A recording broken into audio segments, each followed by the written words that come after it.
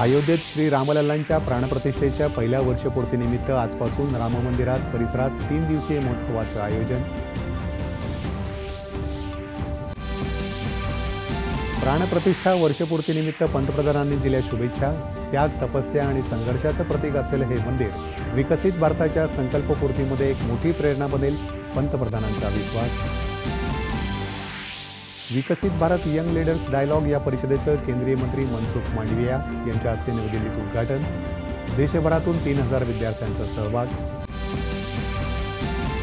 केंद्रीय मंत्री अश्विनी वैष्णव यांनी केली पुण्यातल्या सेडॅक संस्थेची पाहणी.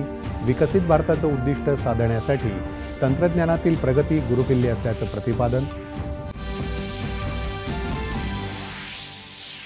अंमली पदार्थांची तस्करी आणि राष्ट्रीय सुरक्षा या विषयावर आज नवी दिल्लीत राष्ट्रीय परिषदेचं आयोजन.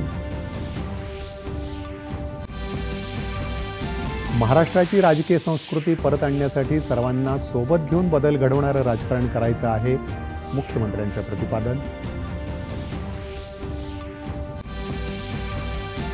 टोरेस घोटाळ्यातील भाईंदर येथील कंपनीशी संबंधित तिघांना नवघर पोलिसांकडून अटक. आरोपींकडून 26 लाखांची रोकड जप्त.